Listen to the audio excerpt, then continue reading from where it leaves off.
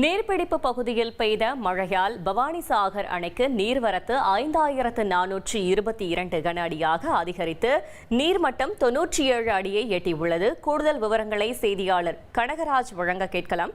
கனகராஜ், வணக்கம். மேலும் தகவல்களை சொல்லுங்க. வணக்கம். ஈரோடு மாவட்டத்தின் முக்கிய நீராதாரமாக விளங்கும் பவானிசாகர் அணையின் மூலம் ஈரோடு, திருப்பூர் மற்றும் கரூர் மாவட்டங்களில் உள்ள 2,47,000 ஏக்கர் நிலங்கள் பாசன வசதி பெற்று வருகின்றன. இந்த அணையானது தமிழகத்தில் மேட்டூர் அணைக்கு அடுத்தபடியாக இரண்டாவது பெரிய அணையாக விளங்குகிறது. தற்போது அணையின் நீர்பிடிப்பு பகுதியான நீலகிரி மலை பகுதியில் கனமழை பெய்து வருகிறது. இதன் காரணமாக பவானிசாகர் அணைக்கு வந்து சேரும் பவானி ஆற்று மற்றும் மாயாற்றில் நீர்வரத்து அதிகரித்துள்ளது.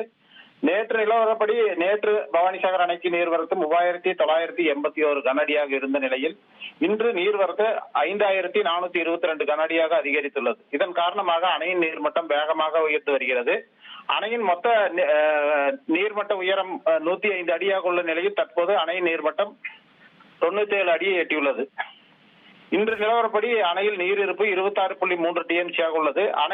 அணை நீர்த்தேக்க பகுதியில் தற்போது 97 அடி நீர்மட்டம் உள்ளதால் நீர்த்தேக்க பகுதி கடல் போல் காட்சியளிக்கிறது. குடிநீர் தேவைக்காக பவானிசாகர் அணையிலிருந்து பாசனம் மற்றும் குடிநீர் தேவைக்காக பவானி ஆற்றில் 1,250 கனஅடி தண்ணீரும் கீழ்பவானி வாய்க்காலில் 5 கனஅடி நீரும் வெளியேற்றப்படுகிறது. அணையின் நீர்மட்டம் வேகமாக உயர்ந்து வருவதால் பாசன பகுதி விவசாயிகள் மகிழ்ச்சி அடைந்துள்ளனர்.